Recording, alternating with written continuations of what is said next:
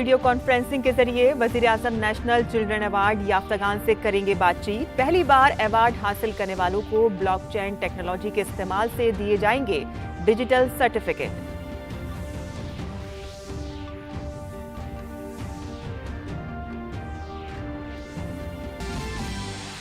मुल्क भर में दी गई कोविड वैक्सीन की 161 करोड़ 92 लाख से ज्यादा खुराकें। महाराष्ट्र में कोरोना की सूरत हाल में बेहतरी के बाद आज से दोबारा खुलेंगे स्कूल।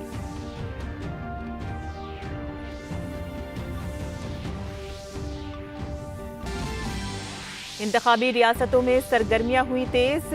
योगी ने यूपी में समाजवादी पार्टी को बनाया निशाना। प्रियंका गांधी ने यू टर्न पर, मायावती ने खोला महास। अमरिंदर सिंह ने पंजाब में जारी की 22 उम्मीदवारों की पहली फहरिस्त। उत्तराखंड में बीजेपी ने शुरू की अपनी मुहिम।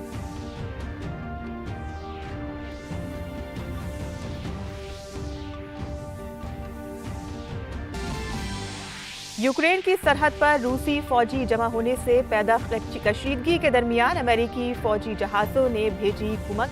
अमेरिका ने यूक्रेन में अपने सिफारत खाने के अमले और उनके अहले खाना को वतन वापस आने का दिया हुक्म।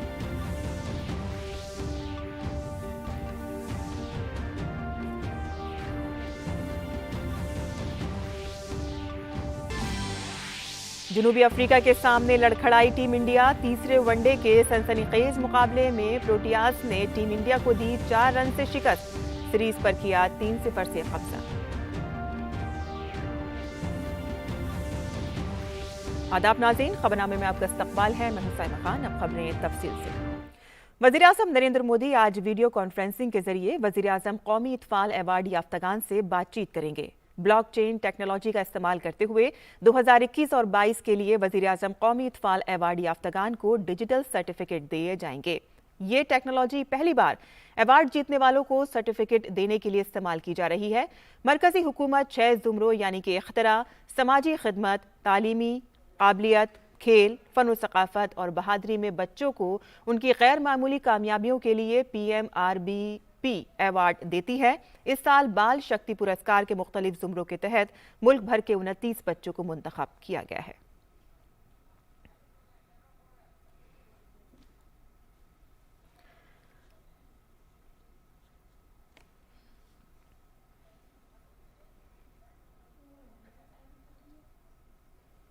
और वज़ीर-ए-आज़म नरेंद्र मोदी आज वीडियो कॉन्फ्रेंसिंग के जरिए वज़ीर-ए-आज़म कौमी इत्फाल अवार्ड याफ्तागान से बातचीत करेंगे। इस पर बात करते हैं अपने नामनिगार अरुण शर्मा से।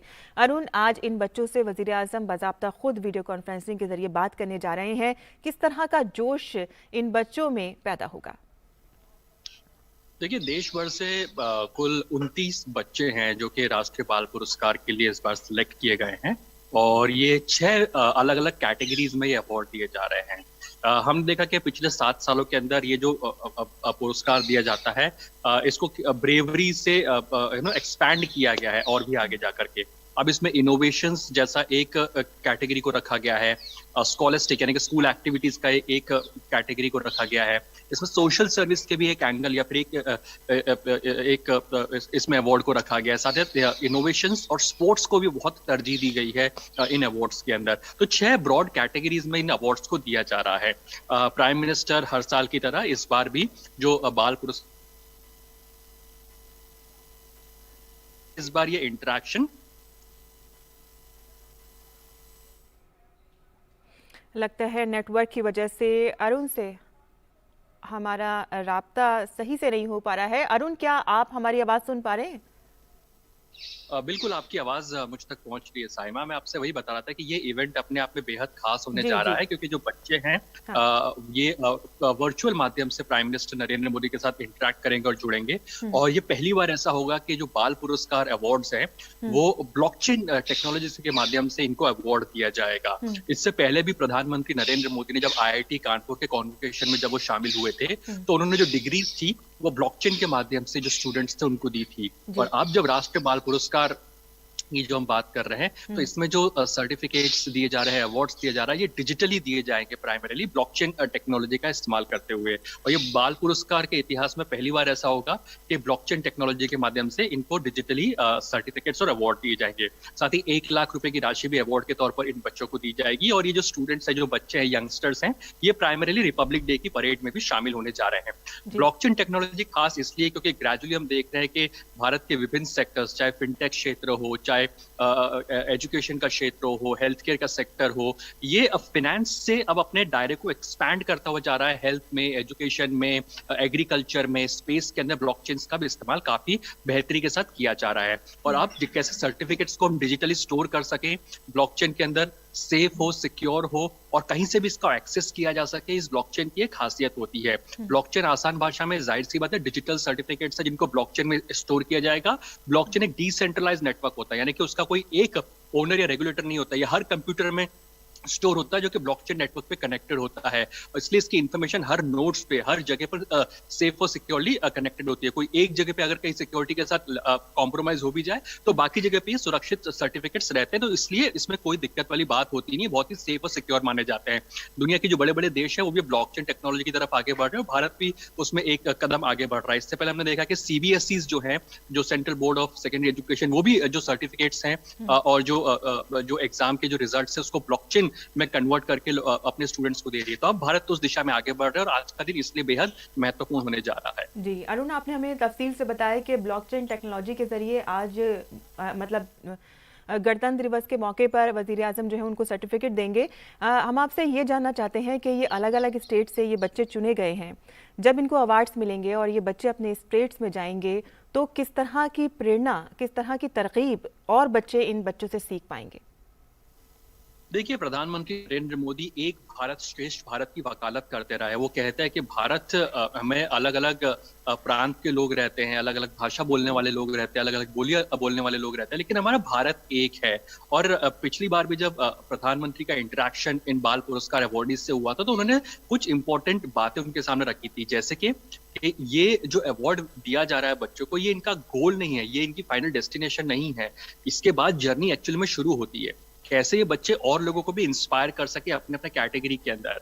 जो काम ये बच्चे कर रहे हैं इसको आगे निरंतर और जारी रखें। अगर बच्चे इनोवेशन की फील्ड में है तो उस इनोवेशन की प्रक्रिया को और आगे जारी रखें। स्पोर्ट्स में तो और बेहतर करते जाएं। बाल पुरस्कार अवार्ड मिलना एक फाइनल डेस्टिनेशन नहीं होता, यहाँ से जर्नी शुरू होती है। और कैसे इस अवेयरनेस को वो दूर दराज के इलाकों तक, देश के अन्य हिस्सों तक भी लेकर के जा सके, इस बात पर फोकस है। लेकिन चूंकि हम इस नए डेकेड की बात करें, 2021 से लेकर 2030 तक का जो डेकेड है काफी क्रूशियल है। पोस्ट कोविड पैंडेमिक के टाइम में हम लोग इस समय पर जी रहे हैं। तो ऐसे में एक तो वर्चुअल जब इन बच्चों को ये अवार्ड मिलेंगे तो ये और बच्चों के लिए भी काफी तरकीब का बाइस होगा। और खास तौर पे आज जिन बच्चों से वजीर आज़म बात करने जा रहे हैं उनमें भी बेहद जोश होगा और बहुत खुशी होगी। बहुत बहुत शुक्रिया इस तमाम तफसीलात के लिए।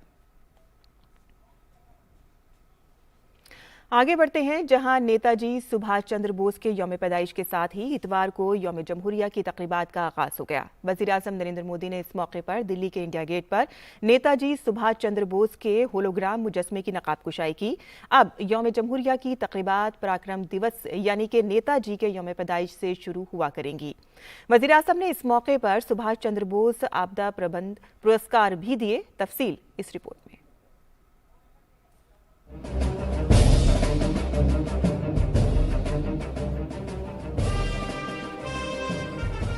वज़ीर-ए-आज़म नरेंद्र मोदी ने नेताजी को उनके 125वें यौम पैदाइश पर याद करने के लिए खुद मुल्क की क़यादत की।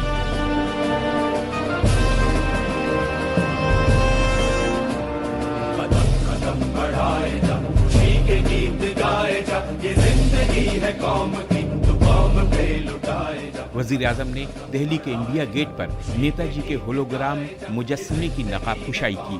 होलोग्राम का ये मुजस्समा 28 फीट ऊंचा और 6 फीट चौड़ा है।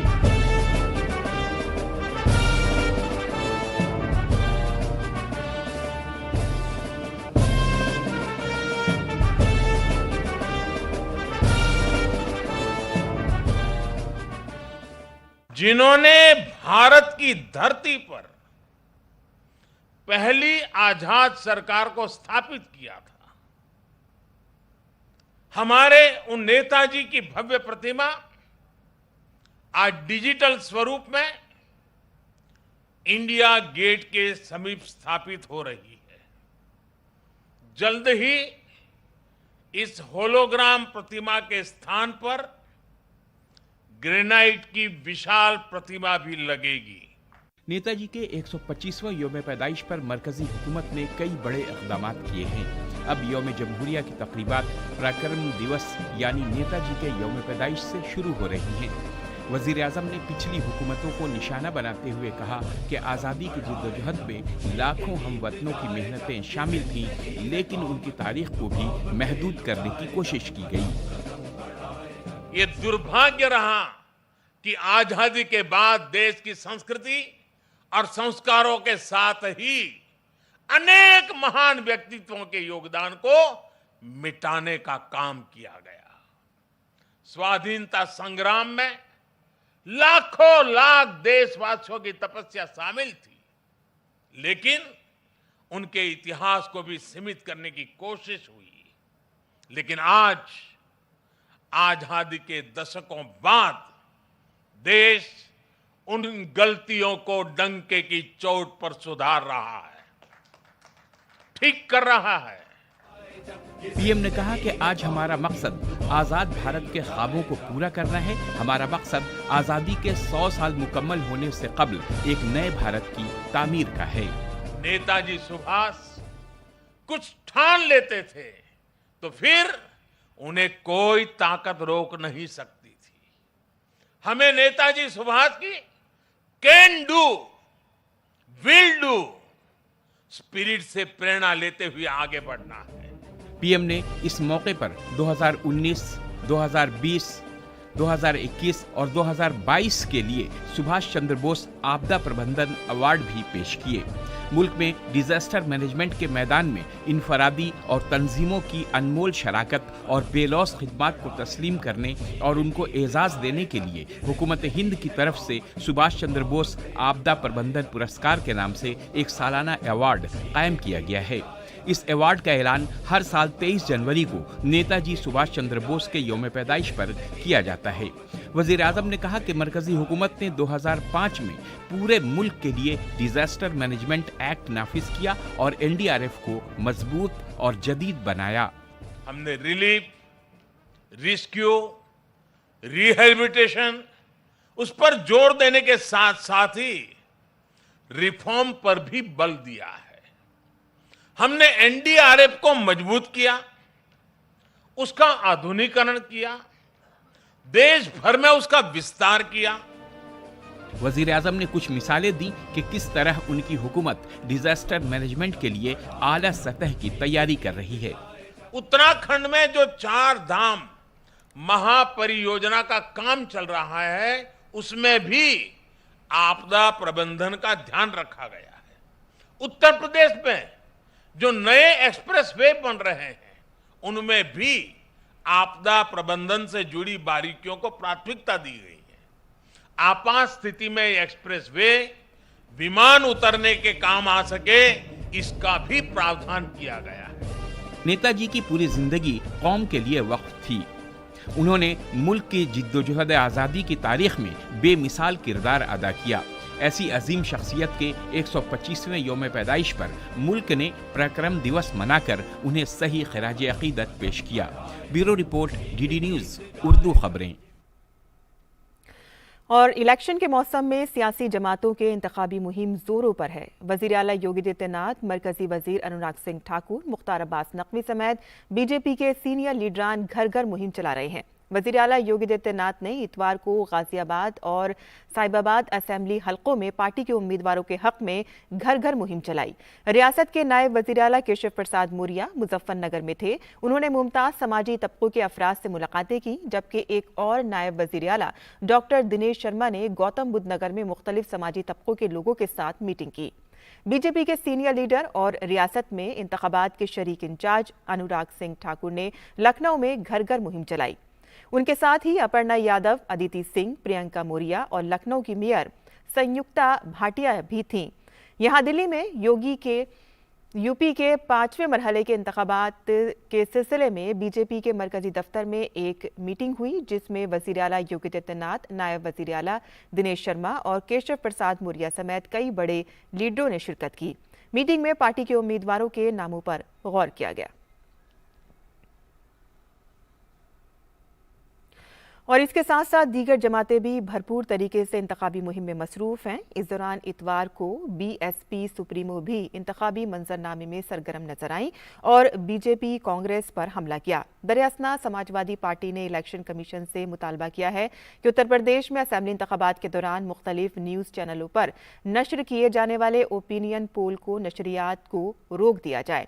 इसके साथ ही पंजाब में साबिक वजीर आला कैप्टन अमरिंदर सिंह की 9 तश्कीलशुदा पार्टी पंजाब लोक कांग्रेस ने अपने 22 उम्मीदवारों की पहली फहरिस्त जारी की है। अमरिंदर सिंह खुद पटियाला से इलेक्शन लड़ेंगे। पंजाब में आम आदमी पार्टी के वजीर आला के ओहदे के उम्मीदवार भगवंत मान सिंह घर घर मुहिम के लिए अधूरी के गांव हसनपुर पहुंचे। गोवा में इंतखाबी मुहिम जोर पकड़ने लगी है। तमाम पार्टियां अपने अपने तरीके से वोटरों तक पहुंचने की कोशिश कर रही हैं। और अब बात कोरोना की। मुल्क में कोरोना इन्फेक्शन के 3,33,533 नए मामले दर्ज हुए हैं। इस दौरान 525 अमवात भी दर्ज की गई हैं। इस दौरान 2,59,168 मरीज सेहतयाब भी हुए हैं। मुल्क में एक्टिव मामलात की तादाद 21,87,000 से ज्यादा है। भारत कोरोना वायरस के खिलाफ अपनी कोशिशों को मजीद रफ्तार दे रहा है, जिसमें मरकजी हुकूमत के साथ साथ रियासती हुकूमतें और कई तंजीमें अहम किरदार अदा कर रही हैं। जहां तक टीकाकारी का मामला है तो भारत टीकाकारी में बहुत तेजी से मसरूफ है और तारीख रकम कर रहा है। मुल्क में टीकाकारी की तादाद 162 करोड़ से ज्यादा हो गई है। महाराष्ट्र में गुज़िश्ता 24 घंटों के दौरान कोविड के 40,805 नए मामले दर्ज हुए हैं। इसके साथ ही कल एक दिन में 44 मरीजों की मौत हो गई। इस दौरान रियासत में 27,377 कोरोना मरीज सेहतयाब भी हुए हैं। महाराष्ट्र में कोरोना के एक्टिव मामला 2,93,305 हैं। इस दौरान ये राहत की बात है कि कल रियासत में ओमिक्रॉन इन्फेक्शन का एक भी मामला दर्ज नहीं हुआ है। बैनुल-अक़वामी खबरों की बात करें तो यूक्रेन पर अमेरिका और रूस के दरमियान कशीदगी में नुमाया इजाफा हुआ है। यूक्रेन और रूस की सरहद के करीब कशीदगी के दरमियान अमेरिका ने यूक्रेन को फौजी इमदाद दी है। रूस की जानिब से मुमकिना जारियत के पेश नज़र यूक्रेन के दिफा के लिए अमेरिकी फौजी इमदाद पहुंचना शुरू हो गई है। अमेरिका ने मुहलिक हथियारों की पहली खेप यूक्रेन भेज दी है।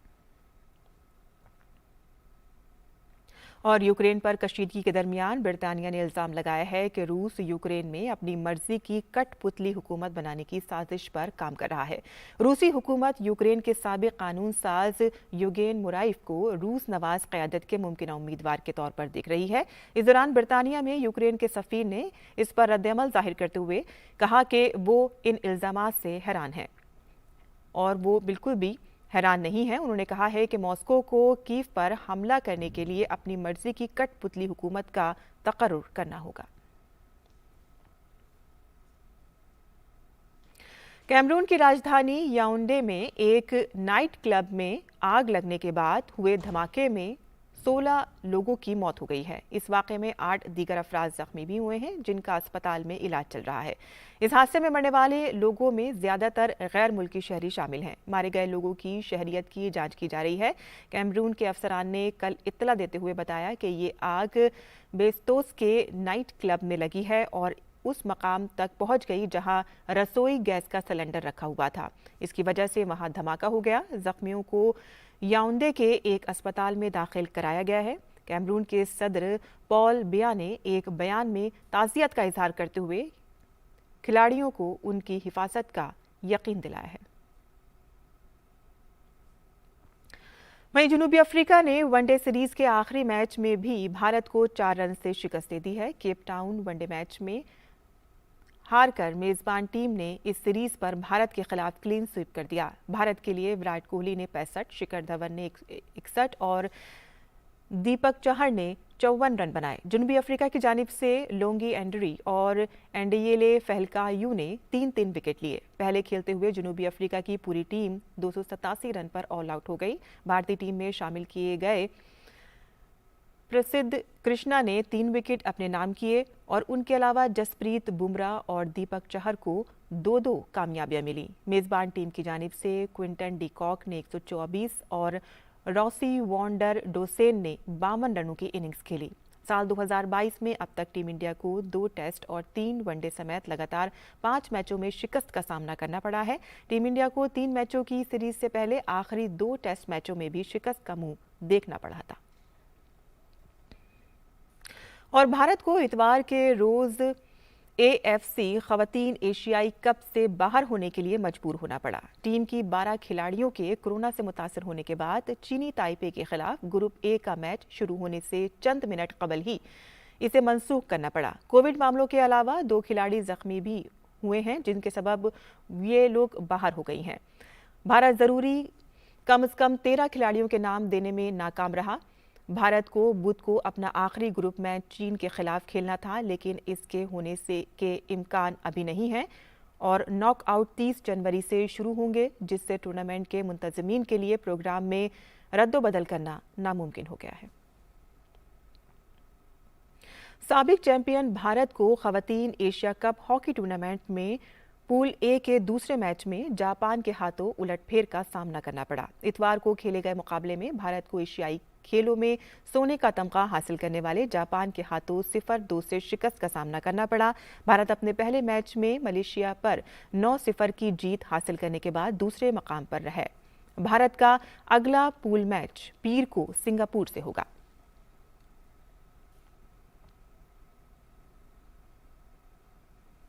और अब जान लेते हैं मुल्क भर के मौसम का मिजाज।